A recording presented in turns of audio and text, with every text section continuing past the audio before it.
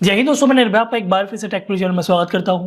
दोस्तों आज की इस वीडियो में मैं आपको बताऊंगा फंक्शन के एक अलग यानी कि दूसरे टाइप के बारे में, जो होता है आपका function with argument but without return type, यानी कि एक ऐसा फंक्शन जिसका रिटर्न टाइप तो नहीं होता, यानी कि वो वॉइड होता है पर उसके आर्गुमेंट्स होते हैं।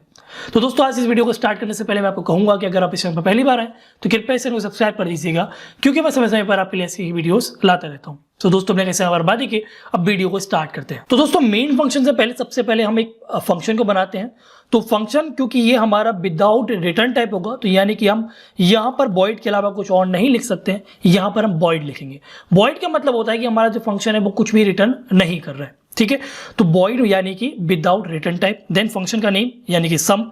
अब यहाँ पर आपको विद आर्ग्यूमेंट्स देने, यानी कि हमारा जो टाइप है वो है function with argument but without return type. तो विदाउट रिटर्न टाइप तो आपका वॉइड हो गया, बट विद आर्ग्यूमेंट है तो यहाँ पर आपको आर्ग्यूमेंट देने हैं। तो इंट ए और इंट बी, इस प्रकार से आप लिख सकते हैं। तो यहाँ पर एक आपका एक इस प्रकार का फंक्शन बना जिसका रिटर्न टाइप तो नहीं है, यानी कि वो वॉइड है, पर उसके पैरामीटर्स या आर्गुमेंट्स हैं। तो इसको यूज करने के लिए आपको सम नाम के फंक्शन को कॉल करना है। कहीं पर भी मैं मेन फंक्शन के अंदर सम नाम के फंक्शन को कॉल करता हूँ और यहाँ पर दो आर्गुमेंट मुझे पास करने पड़ेंगे। तो कॉन्स्टेंट में पास कर देता हूँ 5, कुछ भी 8, ठीक है। तो 5, 8 मैंने यहाँ पर पास किए। तो अब क्या होगा कि हमारा ये 5 और 8 जो है वो ए और बी के अंदर चला जाएगा।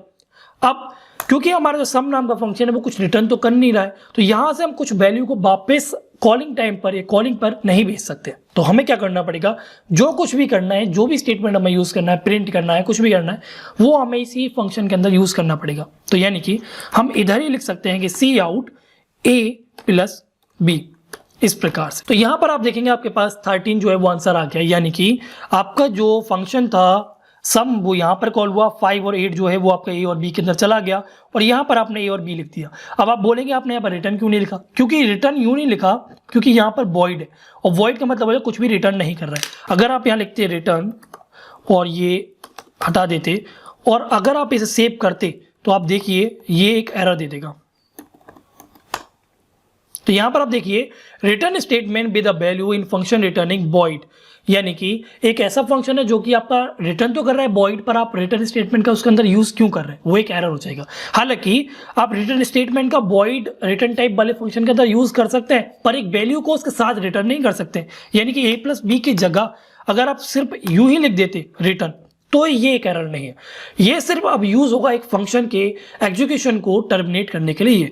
तो अगर मैं अब इसे सेव करके कंपाइल करता हूं तो ये एक एरर नहीं है। एक ऐसा फंक्शन जो रिटर्न टाइप नहीं रिटर्न कर रहा है, यानी कि वो वॉइड है, और अगर आप उसमें रिटर्न के साथ एक वैल्यू को लिखते हैं, एक एक्सप्रेशन को लिखते हैं, तो वो एक एरर हो जाएगा। पर आप सिर्फ और सिर्फ एक रिटर्न कीवर्ड को लिख सकते हैं एक फंक्शन के टर्मिनेट करने के लिए।